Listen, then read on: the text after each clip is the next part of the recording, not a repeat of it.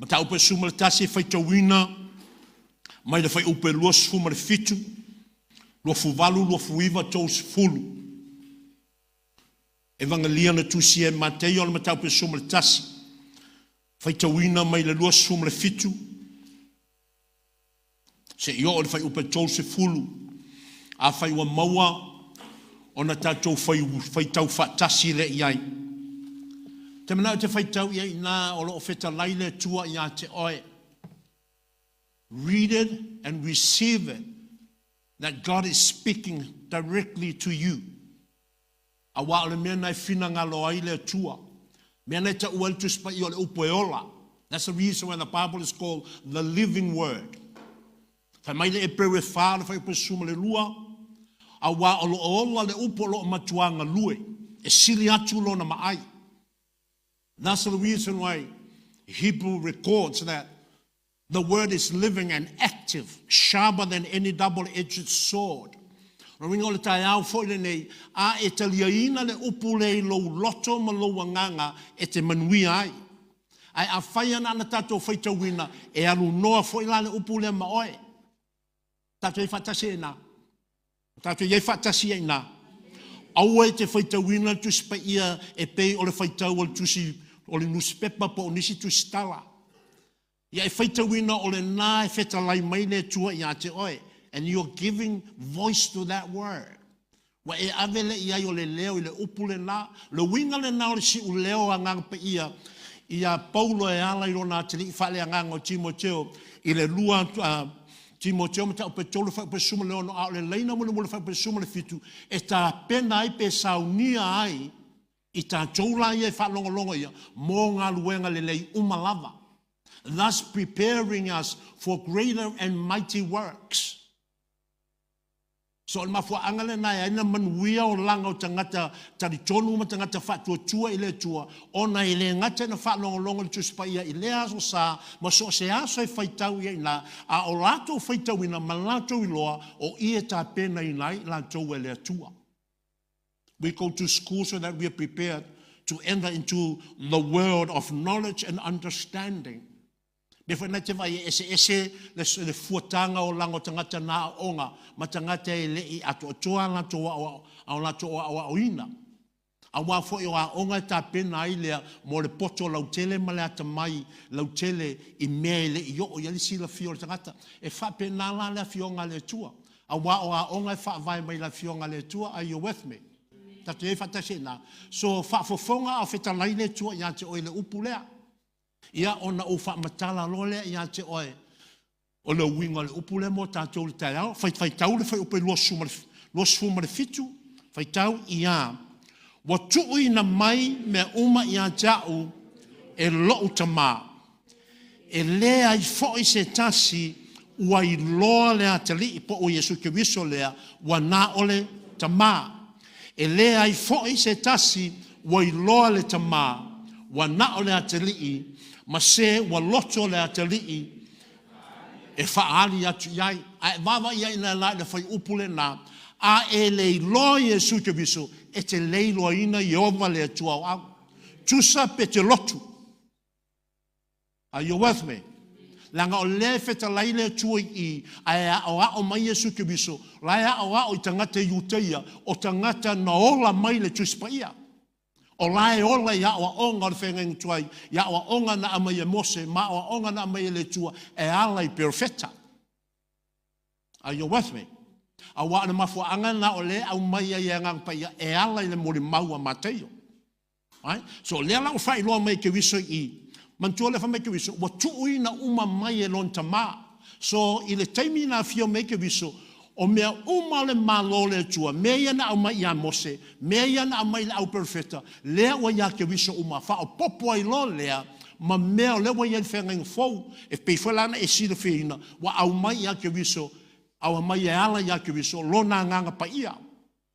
So lea la wa wha me ke wiso I, wa ia te ia uma lama mea le malo ta ma, lono winga, so se mea na whai ai ke wiso, I le vaitaimi lea e tala no ai ke wiso I, ma lai soi fuai I le lau ele o Israelu po sai tape ona tai loi le taimi nei, wa ia te ia uma lava le pule, lai le no fuali I lon tama. Ai whai mai ke wiso I, lea wa usau, wa ia te au uma lava manui o tama, o lea foi la, wa whai loa mai ia tama mea uma lea, ma o au foi la, o te whai loa le tamalea I so se tasi o te manatu ma oumlangona e ave iai le whaailoa lon tama, so ina e whaailoa mai ei. Tangata uma i se ele vai teimi leana soi fua ke viso ma o a o le fionga le tua. La tau te le iloina le tama lea lea la tau te whapena o na whaalongolongo ai e ala i tusia mose. Ke nese e soto le vitiko numero a tau tono nome. Na ana whaitaua iai e le malamalama. Are you with me? Man jo tangata i o tangata lotu. So e whapena fo ila le telo tangata lotu i vai teimi nei. Se lau iwa sfulu mon tupu tau sanga talu na iei le lotu i Samoa. Ai soi fuanga na iei na. E whaingo fie na e loa lea o le mafua anga lea ina whapena le o langa o tatu tangata. Na whaalonga na fionga le tua. Ai lato te leiloa ina le tua. E ese le whaalonga o ese leiloa. Are you with me? Tatou te loa ina tatou whaalonga uma ia Queen Elizabeth. Ai nei se toka ko e loina. Are you with me? E se iwa wa fune wa tala noa mai se peta. E nei se si. O kwa le von ko wola ko ke le kan. Si, le winga na la fionga le tua. E fa lo longo tangata i le tua le ai le mafaina na to loina. A le wa sau ke visa. Ke viso e fa i lo mai ai tanto papito e ma tanto pa anga i lunga tale lei. A e le loma o le loina Yesu ke viso. Lo winga lo pulo le lo. A le afio ke viso yo tato walanga. E le mafaina tato i loina le tua le tato faita wa tu spaia. Are you with me? Are you with me? Pa longo le to faita wina ya toi. E le ai foi se tasi wa i loa le tama wa nao Yesu ke viso. Ma se wa loto le atalii e whaali atu i ai. So mo oe mo hau le tangata soifua ina ia tailoa Yehova le atua o au e ao ona tailoa ina mua ke viso matatalia ina o ia e vea mali whaola i o tātou bolanga. Wha maunia i tususi ngā Ioane mantola tusi lea a Mateio o le tusi Mateio i le au kewisiano ma le avenan tusi i tangata iutaia le malama i la fionga lea le tuol whenga inga tuai. Tato e whatasina. Ai tato whaalonga lan mo le maua a Ioane Evangelia. O lo au mai e Ioane Evangelia le i tū whaalea nganga o le tua.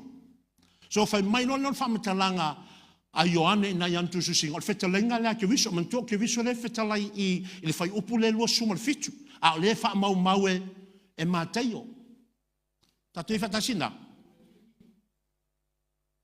Are you with me? Okay. Fa men fam talanga Yesu ke viso na fa mauina Ioane il mata upe sfumar fa al fai upe ono o tato lo umar fai upe ono se fai fa kasia e le na se yo tau mana tu natu po le a fo ilo o ka ko maua man tu fai upe ono ia se su elo kuspai yo la ka fai mai lo ma vo fa ngai a o kuspai Ioane sumar fa fai upe ono ya wala nga wambawa ya fai fatas ia o a nei o le ala o pumoni maleola e le al watu lava se tangata lotu i lo tama po lo watua pe ale ui mai ya cha o ia te vava iai mele te mas o te fa soa ia zato e mana ia tato fa longo isi tangata ai sili antu lava uma tato fa longo tangata tato wola le tu spa ia fa mauni ai so au mai Mateio fa mai Mateio e ala ia ke viso alea o se tasi lava e fa pena ona fa ali ke viso ia tama e loa lan tol tama a wai le se sina te loa ia le tama io vale tu au e ui o la wa fa longo ia ma fa pena ona faitau ia tu si o fenga tuai la le fenga tuai mana tu o te mile le fiome ke viso e le lo mia le fenga fo tato e fatasina right e le ia le tatu o tu spai tau te mala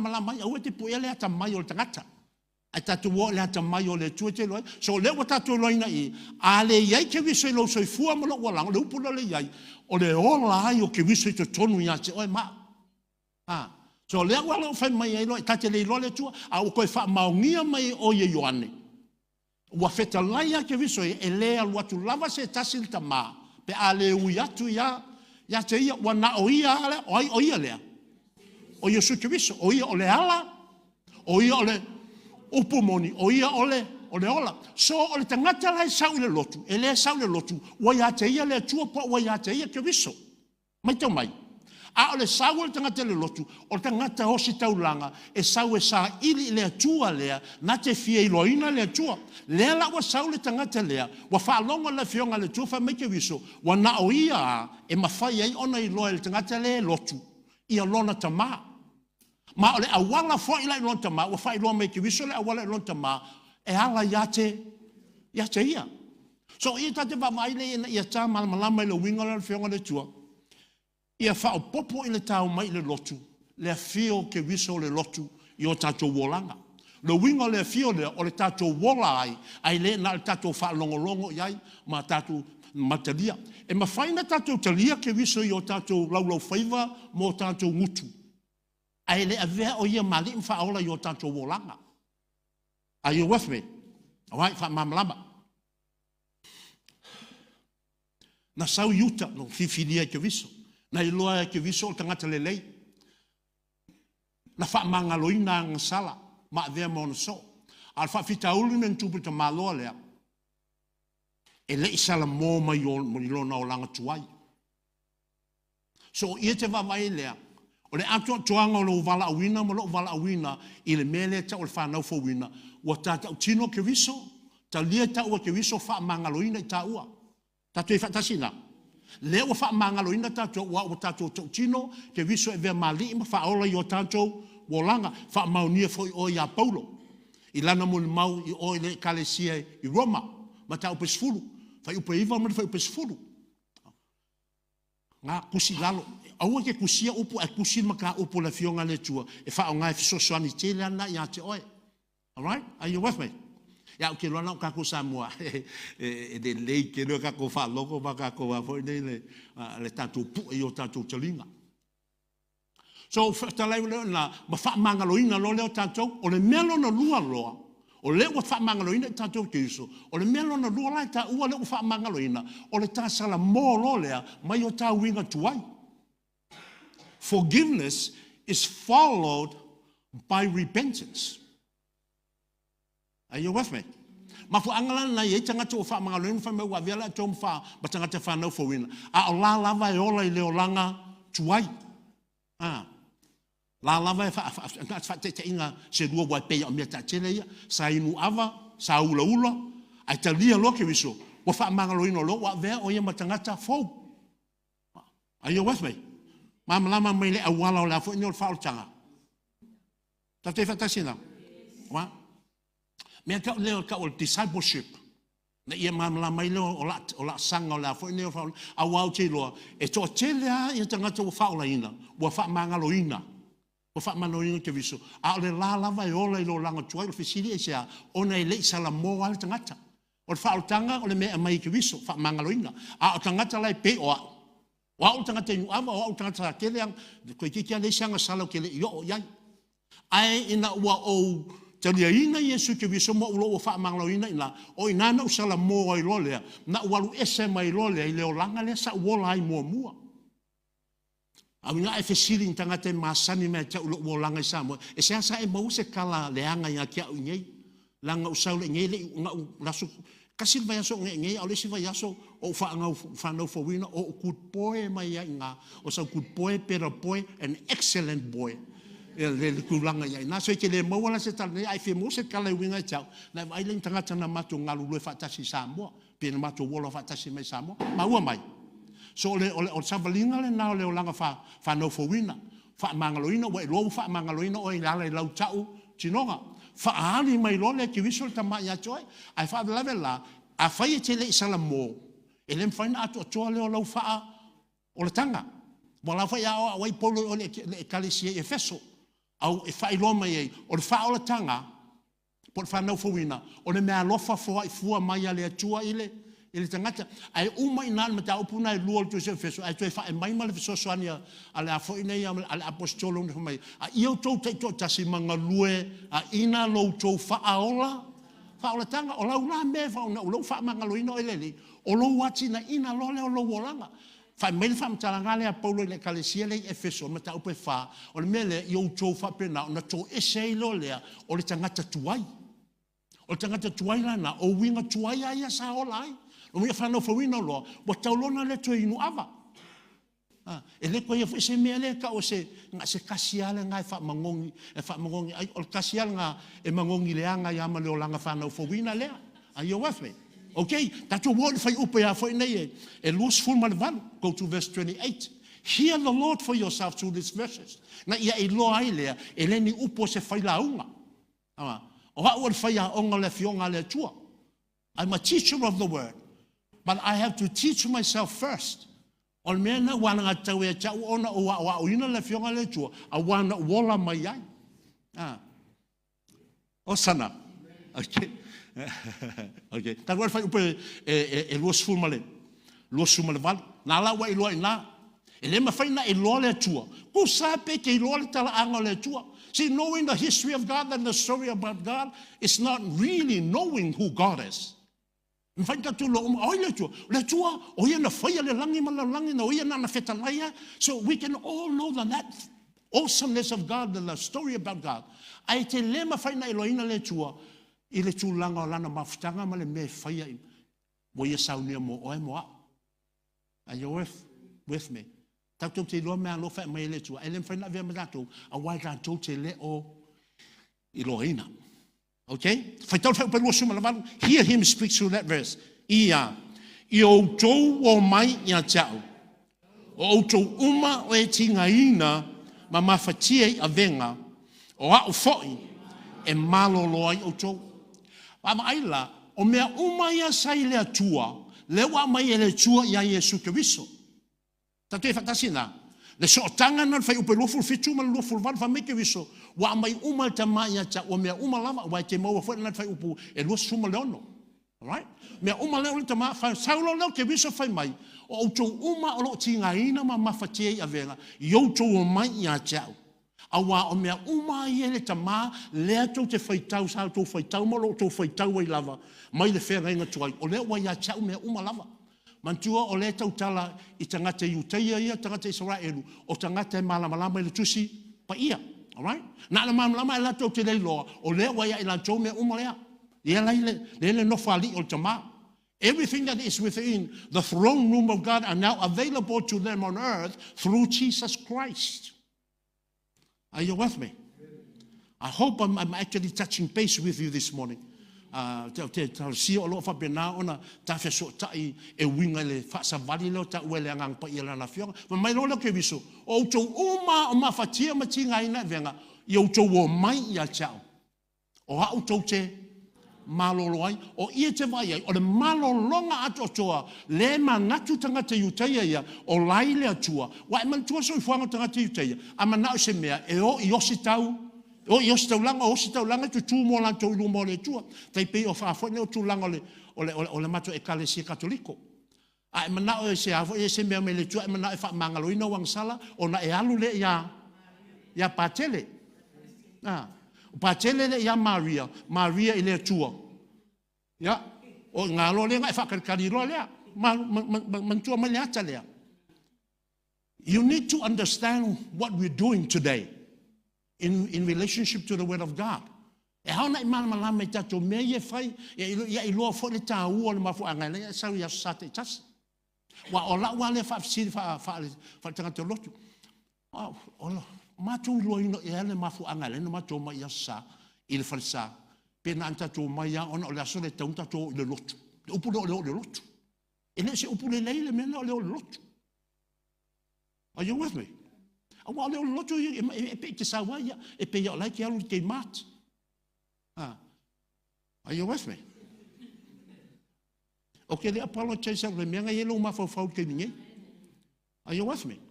Ai o tangata sau il falsa, o tangata wa manatu, sa anga le leile tua ya ta o malo ainga. E sa me ke le alu e ave la taulanga. Mala fa ne tanga ile tua. Na sa wa lo le ana ave le lo vi inga le ana fa ye le tai au le ne ile tua awala wa eilo wa fa ali ke wiso ya te ole na wa e lofa ia wa ave mo matai ya te oe le tua le lona tama le fo wa tama ina ta wa e ala ya ke wiso Yesu. Are you with me there?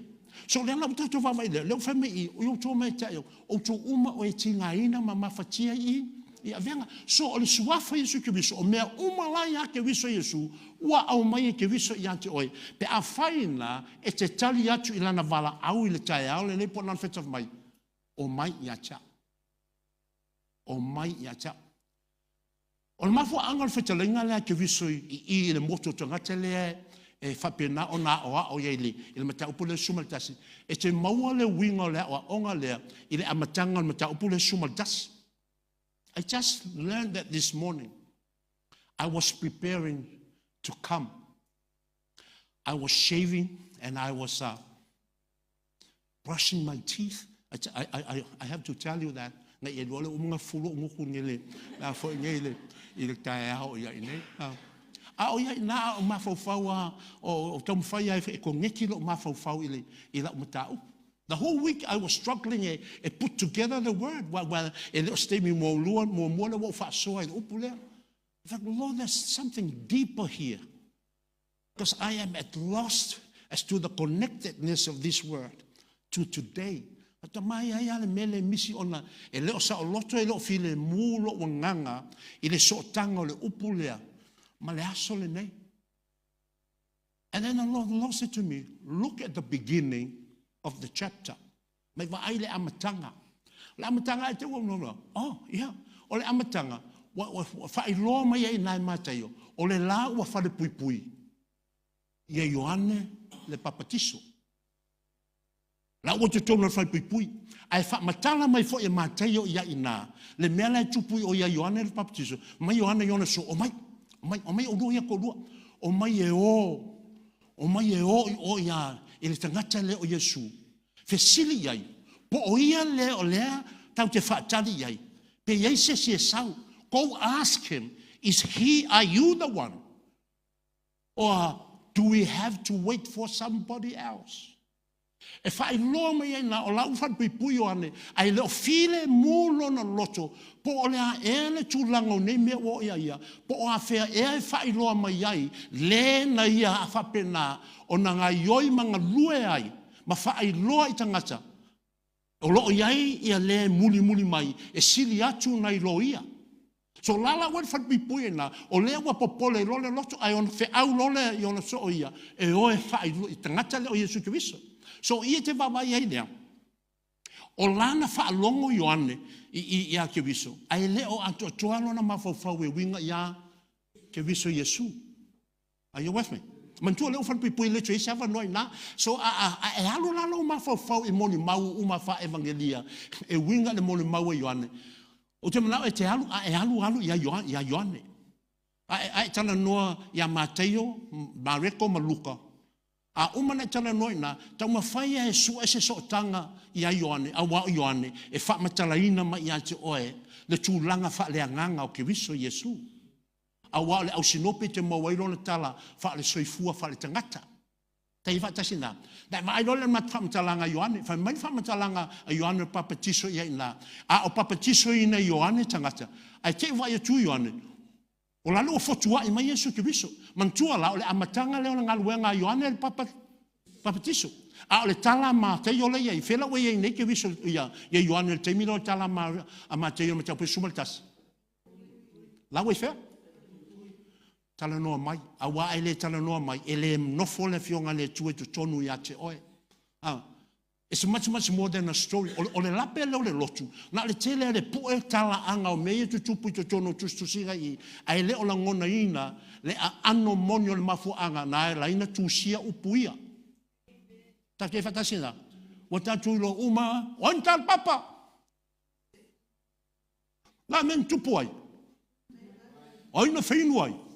Ia o le kalanga o kako loina. Ai tatou te le loina. Le a ano le moni lama le mea na lai.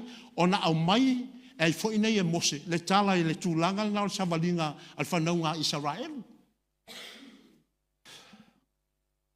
Ia kaua o la ua i longa le. Are you still with me? O tau te whatasi? O tau te fatasi. Fai mai lo la fama talanga Ioane o lai papatiso le lopo le malu le o sau kemi e papatiso la wa kango lole o Ioane ya le malu e ku la lo le malu e ne papatiso. Ai vai e ku o sau ia Yesu ke viso. Anga o la o la losko o le malu o la o la lo vai o la a fa mai fa utan te mai mamoya le tu na te ave seina nga sala le la o a ka fiki le malu la lo kemi le. Vai ku fa mai oi fa malia ku la wa oli wa va ai ya ke viso la wa fotuai mai fa ngangana le nganga pa i fa mai o ia le na o le asa e nga lue ai e fa sauni o ia mai tau mai te mana te vai le tulanga le fa mtalinga le fionga le tua o le savalinga le tangata ma le tua le nei loi i fa ngangana le nganga pa ia ai alu ai lava le taimi na ngalo lai masalo salo lona loto masa salwa e te lona masa salo fa mtala mai le mateo ona ia awina lole o so o te ruha mai o fe sili e ia te ia le na o fe sili e Yesu o e le sa mato fa tali ia pe ia se to e sau awa mai o inai te vama ai le tulange ai sa talia sau o mai lola la wali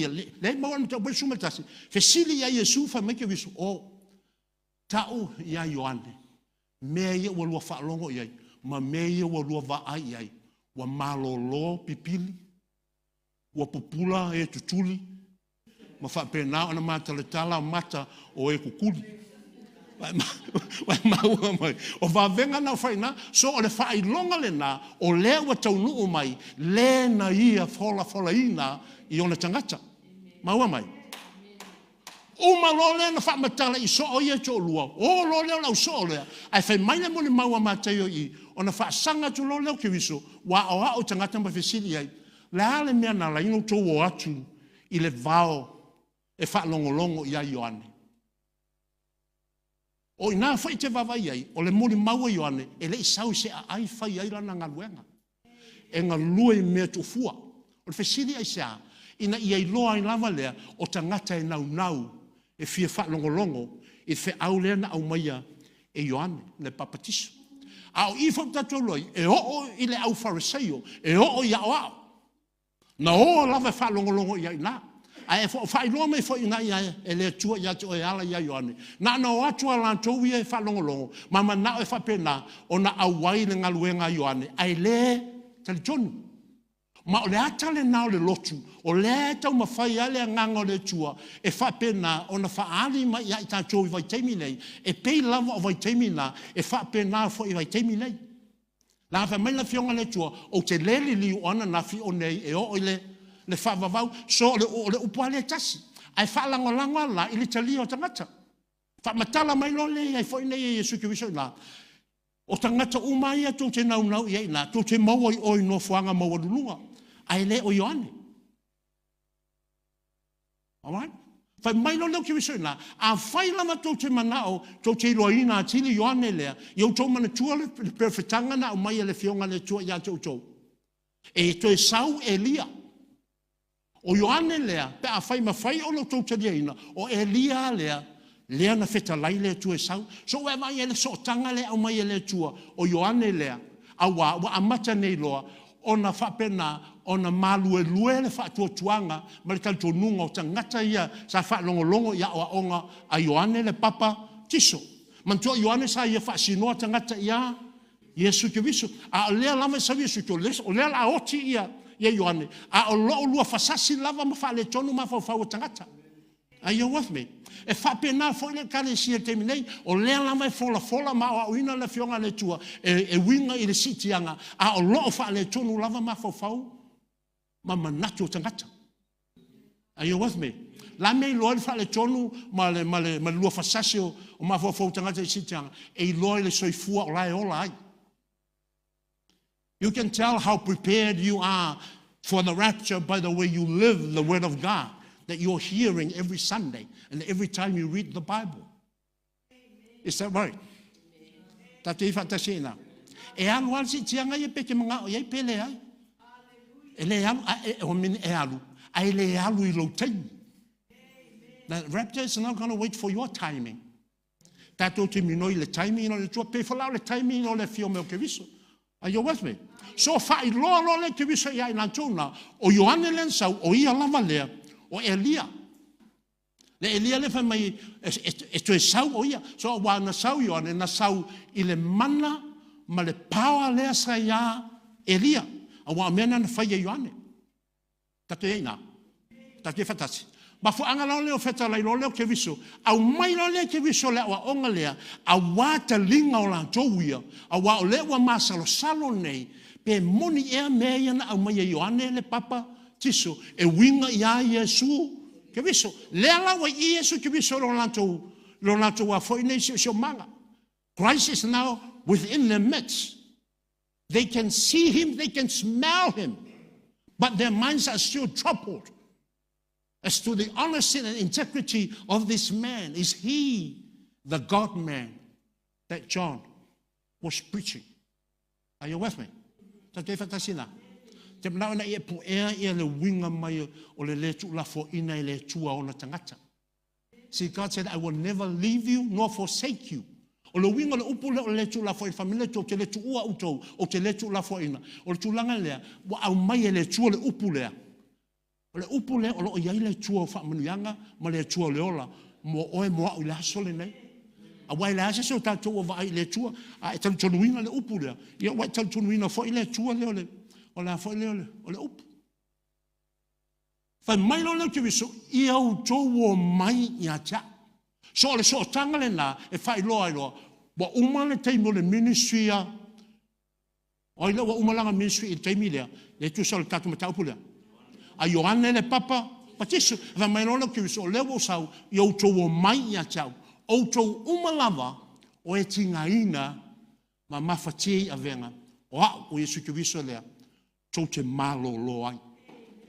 O inai te wawa iei lea, wa whaataunu inai fo ina, lea wa onga ki viso lea na mai ai ma te o le ono, e winga te talo, ka mai ki viso a tau te talo i tō wala watu. Ia o mai lo, ma lo ma ia,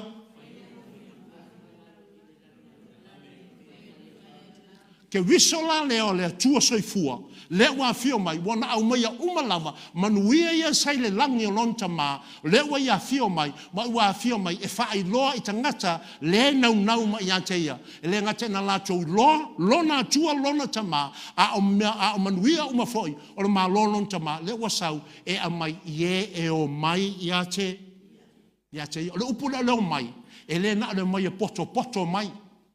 Al tanga te o mai ile me ye ke viso mana wa onga malato talia ina ya wa onga a Yesu ke viso a wai te loi nei na mantono fai atu ye fai me va ya Ioane fai mai la wa onga Ioane me ta opo ono tu sie Ioane a onga ke viso na wa mai nei le moto tangata nga onga nga finga fa fanga ye ke viso fai le va venga I e lua lauma a retoe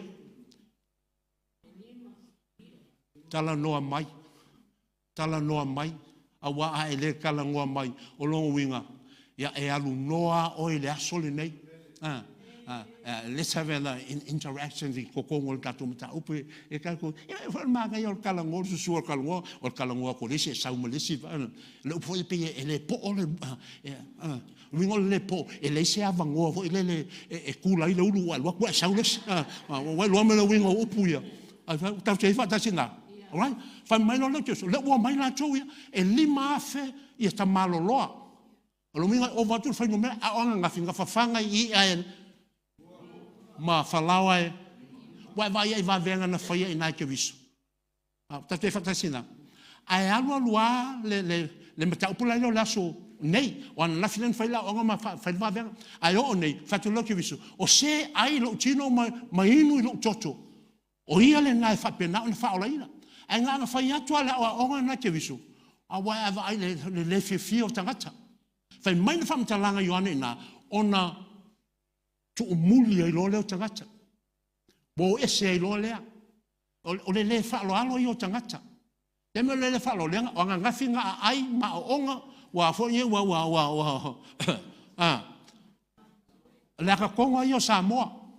Nga ai ama onga ngafi po fa pe la foi ko fa ia le onga yo ia ko mai foi le ready le angai a wai lo foi fa pe ka wo foi le ma foi singa ai fu e ke mo e maliu ma foi ngai mo fa pe ponga e le ye kai mo le loku a vai kai mo le inga bola bola mi o ngaka a fai fa pe ponga nga luma ye ka ngaka nga a o kai mo le inga boka boka yo fai mo liu e kau le ai nisi kai mo liu a o kai me kang e kau le nisi ai o ku le me le fai le inga bo ye ke fiu su e lau paka e la ku fai fe nga fai la fo ngene sa ngene e kau su e me paka i lang ka vale a la o kumu ka ngaka nga vai me le ata le o le mea moni ana o le tupu le kalesia ke wiso iona ponei.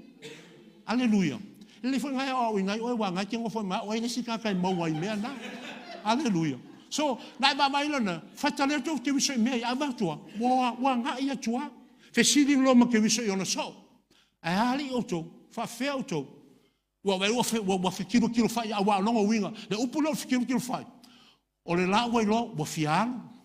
E fi ngofo. O le lola po fe me yai o me ngai mo le wa mingi wa o le lopa ai fa fetai ya peteru e uia no so vale ai fa mai fa mtalanga peteru o inga ke lola fa mtalanga peteru o ai ea a mato wo yai o lo o yate oe le upu ole ola na vea peteru ina malave ai ile au so ole. Are you with me? O inai te wawa ai ei lea, I mea ia wa au mai e ke wiso, ia te oe ma. So lefa mai na o ke wiso na, I au tō mai a te au tō uma o e tinga ina ma, mafatia I avenga, o au tō te maloloi, o ie au mai ele tali ia te oe, o au vaivainga, o au whawhitauri, o au vaivainga, o au whawhitauri. So se teime tu lai mai a te oe mea anytime, any day, e o mai a te oe manatuna, o le upule te mawai le ola. Just paia. You go straight to the word of God. E te ano no whapta maa. O au lewa uma whatia ai mea ia. A ua uma nai wheta lai mai e na, a ua watu i a te oe e sukiwiso, o te malo lo i a te oe. Are you with me? See, when you pray the word. E te toe ave I le tua upu ia mai o lana whiangainga. E te toe whailo I le tua le whiangainga le awai loai lea o oe o le tangata o le whiangainga. You need to know your covenant and you need to know the terms and the words of the covenant. Are you with me? Le ala me so mai a te o ia e ma lolo ai. So le ngata nei malolo ai lo le I fa fitau li fa langa ia te oi. Ana po. Na fa se malo tia I le ole. Ola foi le ole. Ole ma fale I le fiafi.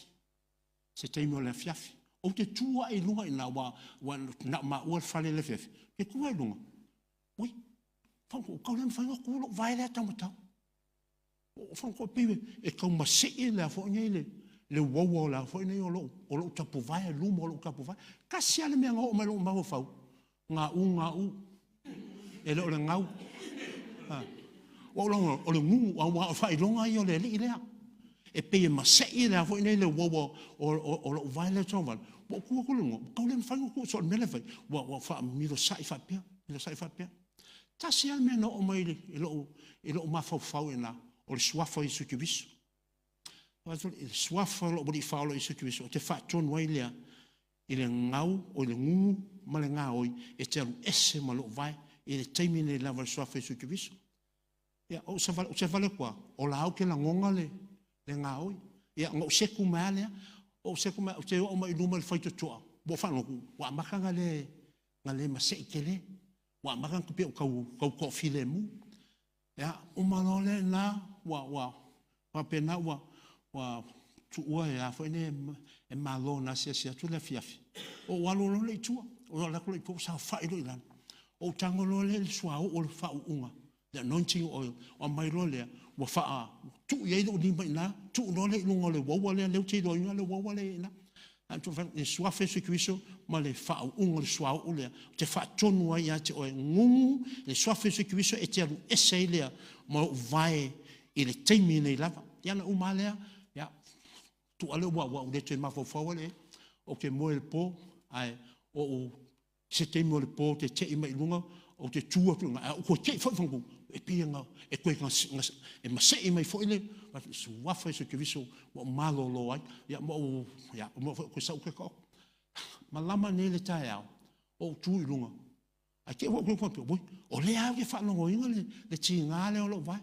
so mo malo lo le swafa so ke viso mo malo lo swafa ke viso ya wa le fa au fa au na e o le temu o mai le o tapenanga lo tai au la o sa unu mo o makua mo o le ai le foi la ke ku ko ngo so va pe o ke sa u ke la u ngai la lo i la foi o ma fo fa wi ale o ke mo sa u ke sa u no mo le ai a ma se a foi ne ma se tu langa ia na a o ma fo fa le wow lo winga le upule na mai ai o ke viso o te malo lo ai o lo malo longa o Yesu Kristo ai ao ona e loa lo so tanga i le pule le au mai. Are you with me?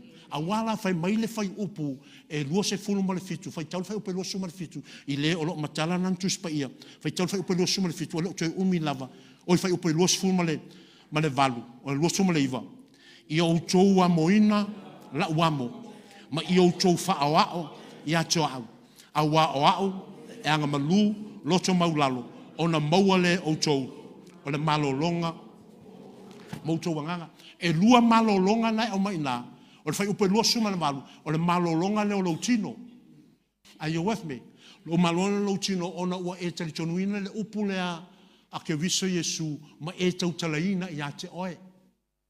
Ai saulo le fai upu nai lo suma le fai mai. Ia e a moina la wamo. O le wingo le a moina le o la wamo. Ua e tu ina atu a toa le o oe ia o a onga Yesu ke viso. You take upon yourself the full teachings of the word of Christ.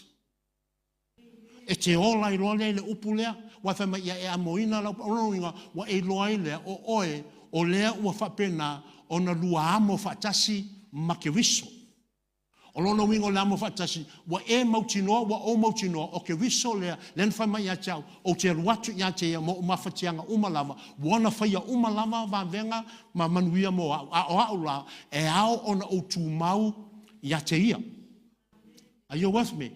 O le tu mau whala le na vai le whai mai Malaysia o onga kiusena, ma ia e whaa a I vai le wingo le upulo le whaa e leo whai mai ki viso ia whapena, come here and I will teach you. I like to make you so far learn from me. Ole la por learn from Christ. E te sau, e te ngate na vaaio mata, e fa lo longo o te linga, ma e tuli matai le o me fai Yesu ke viso. Are you with me? Are you with me? Lo winga no por fa o mai, so le fa la we sau tai au nei. We fa longo le upule, e te fa o foi la le I upole fionga alea tua. You know, you practice the word, you recite and you speak the word, just like Jesus did. As he is in heaven, so are we on earth today.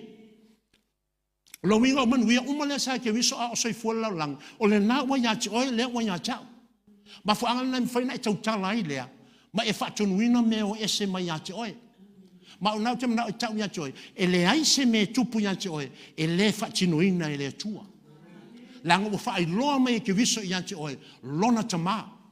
Are you with me? Meno te na ia tali tonu yai e le na o stanga te fa no fo wina ai e lo winga lo winga o por fa no fo wina wa e lo tua. Born again means you know God, you know him in your spirit, and you know him in your life. You don't have to see him. E te le tau I loa le tua I ona folinga ma a e te tali tonu I lo wanganga. O me fa tale ya te oe pa fa e te le wala au ya ngang pa ia fa mamalama fa popula man to wa umal tanto sa valinga le ngang pa ia o le ngaluenga ngang pa ia e fa ai loa ma ya te oe ma. The ministry of Holy Spirit is to reveal everything that he hears and sees in the throne room of God unto you, his child and his daughter and his son. That's very fantastic now. Fa mai e fa o mai ya cha wa mai mo fa o ngale o se fa te ngale le lava te mantul tala le fa fina na mawal puna toto. Remember the story about the woman with the issue of blood. Le upulo fa o E le iai le whawhine le I se awa onga. A le wa tatu whaalongo le mone maua maa reko le matau pe lima. Whai mai, wa whaalongo o ia I a ke riso. So tau te de lopen whaalongo. Pena whaalongo se mone maua sesi. Pena iai se teimio se awa onga. A iai lau tau tonua. Na whaalongo longo I tala isi tangata. E winga I a ke riso Yesu. Ta te whatasina. Are you still with me? Are you still interested? O e fia la whaalongo lava. Okay? Whai mele whamtalanga mareko na whaalongo o ia I a ke riso, o na fili lo le I lona loto. It's amazing the way the Spirit of God moved in the life of this woman. A wai baba aia I upuna e te loa I lea, le tinga ino le tulanga le iei whawhine lea. Matano whatete e te loa le tulanga iei le tangata I winga upu. Fai mai lona le whenga le tua, ma natu lo leo e whaalongo I le tala I a ke riso. Fili lona no whapema lona tala. Se fulu loko sanga makwa ule, mau ase se toa file mo. Ale wo whaalongo I le tangata le Yesu Christ. A whaia taua nano pai le tu paulo na ofu. Wa lava lau te malo lo ai. Mai la fionga le tua, na mana tungatu lona loto, o na alu lo leo whawhine, wa latu lo leo, wa pai I le tu pao le ofu o Yesu Kiviso, o le tu pao le ofu Kiviso, o langa talit. Na pai lo le na, e whai mai le whamatalanga le fionga, mele te vai lo whafongia o le tua. Le tua lo te mau Kiviso, leo whaali mai ati, o le tua lea. Ta te whatasina. Na pai o le whawhine ia ina. E whai mai le whamatalanga, wa whapena na langona le whawhine, wa malo, see, just touch that hem of his coming, Christ's coming. And immediately she felt the power of God. The healing was there. Na ia whaalongoina lava, wa malo lo, wa utu lea fo inele, le mai le sa ia te ia ina. A o le mea fo ile te ilo, le wha maoni o le tua. Le winga le whamtalanga le fionga le tua, o te letu ua oe, o te letu la foa I ante oe. E peru na suma tolu alon whai upe lima, I will never leave you nor forsake you. A o tupu le mea le whawhine, a o lai wha maonia Yesu Kiriso. See, there is always a witness. There is always a testimony to testify the greatness of God.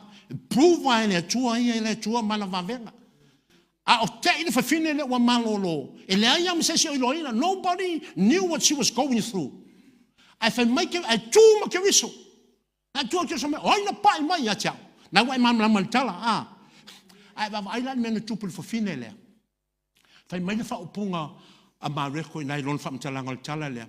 Nana uma whamelolo le ke riso le whawhine na ualatu le whawhine ma whamatala. Ia ke riso le mena tūpu. Whai mai ke riso fūnai.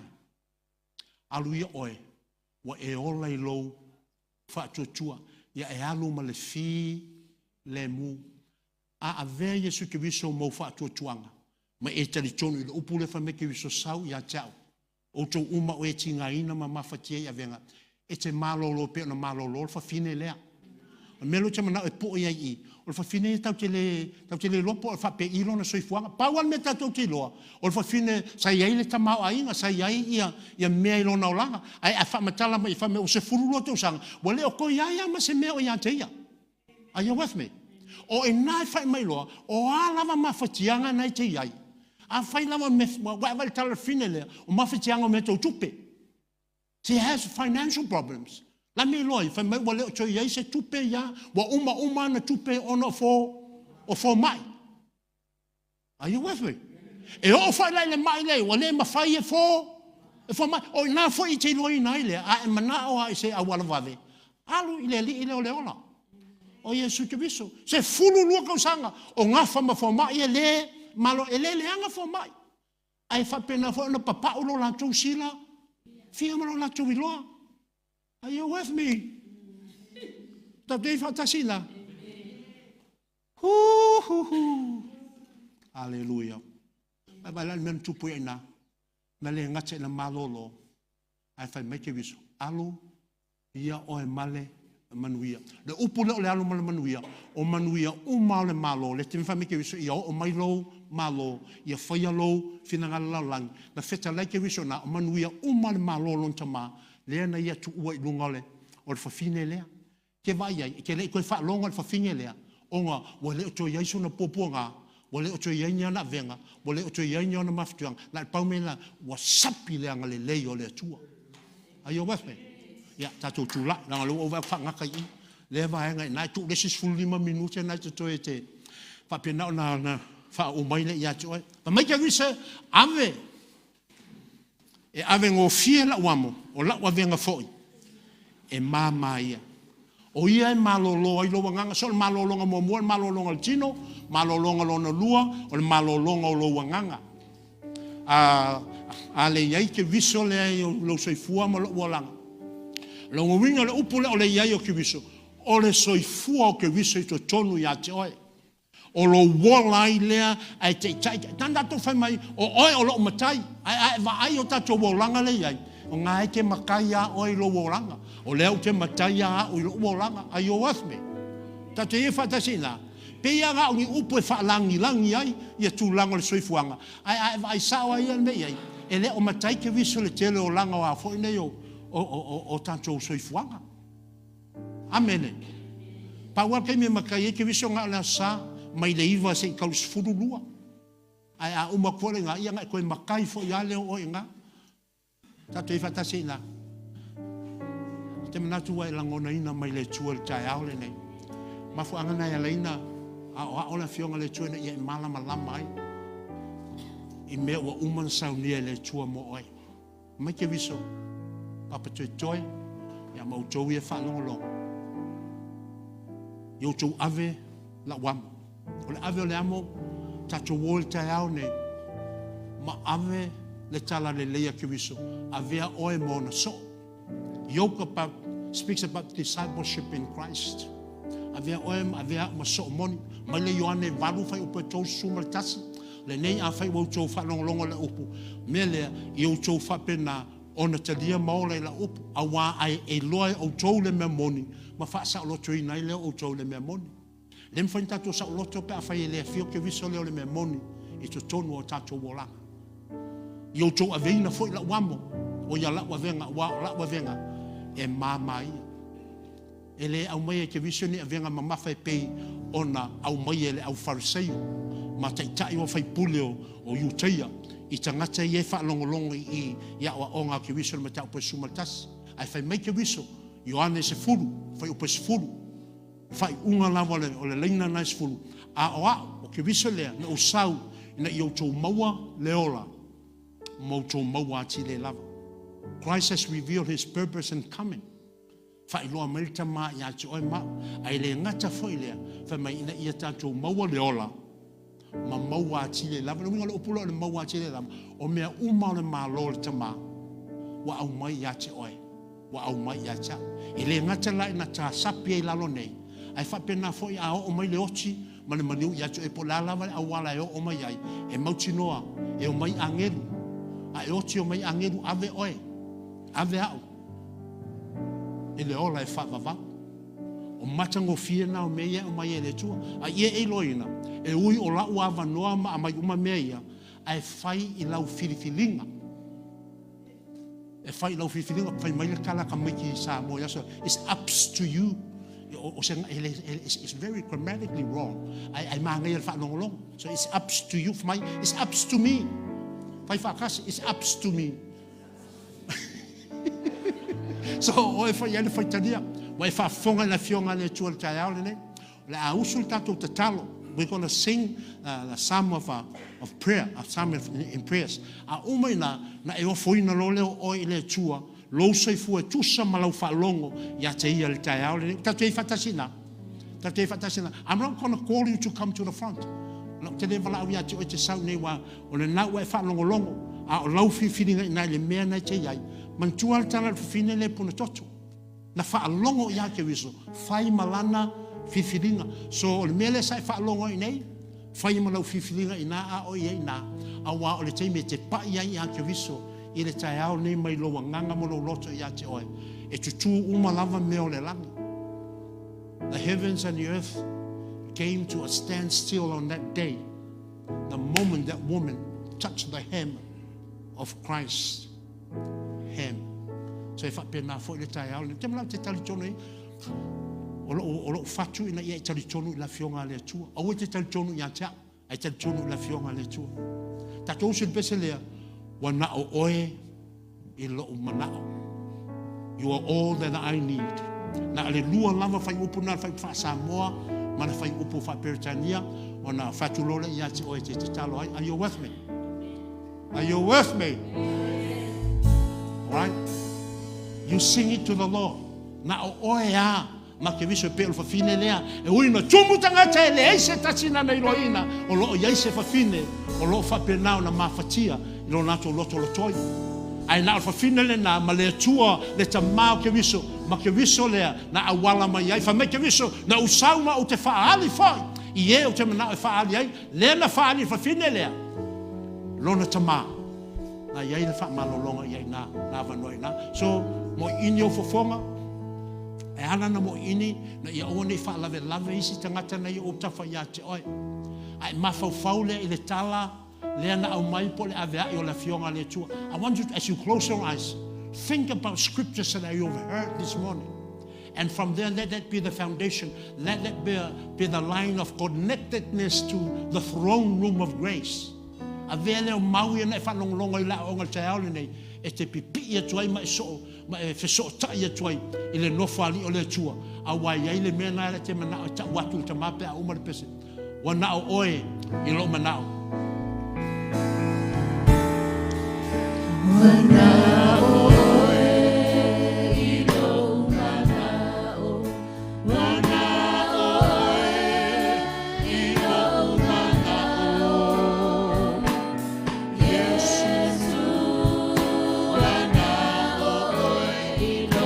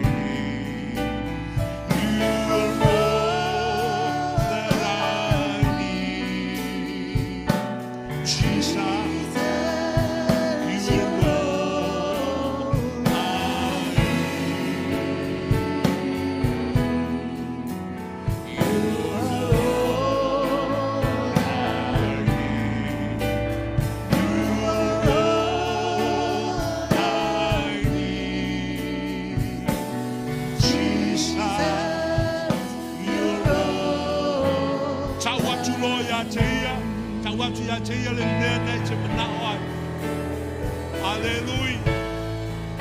Hear the prayers of your people. Hear the cry of our hearts, O great I am. For you're all that we need, for we have heard your glory. We have heard revelations of the throne room, Almighty God. So we come into your presence, Father. Hallelujah. And my church,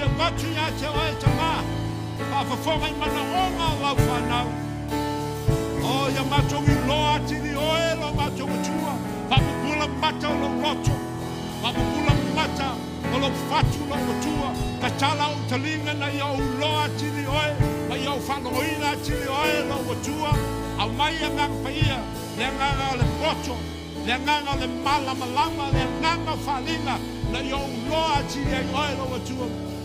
We worship you. Now's the time to worship. We worship you in spirit and in truth. We worship you. We worship you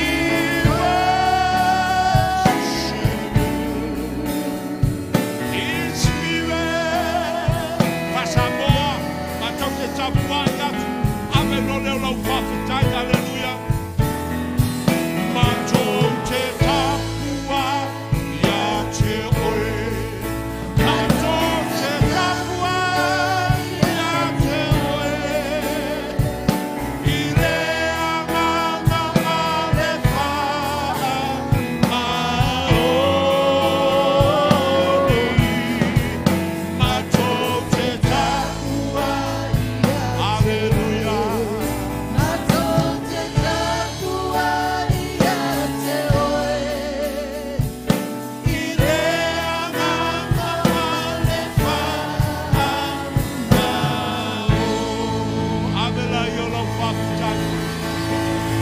Lord, we give you worship.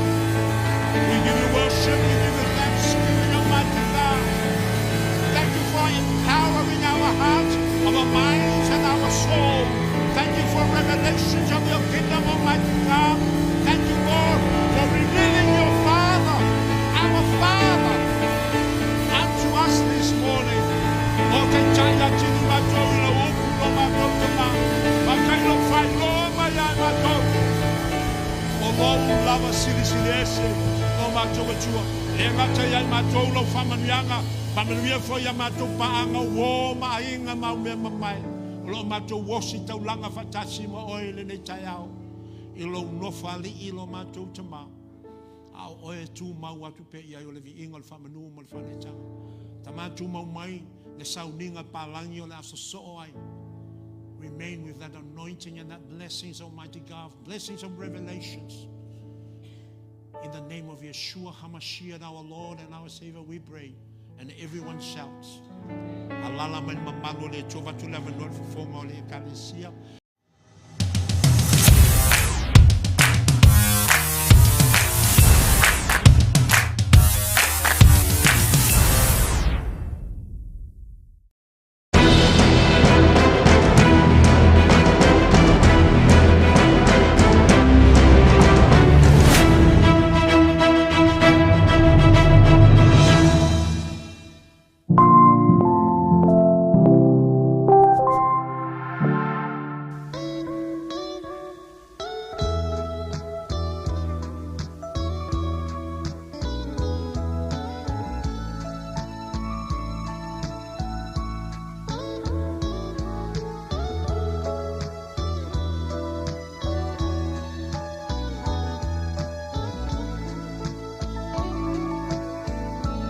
Oh,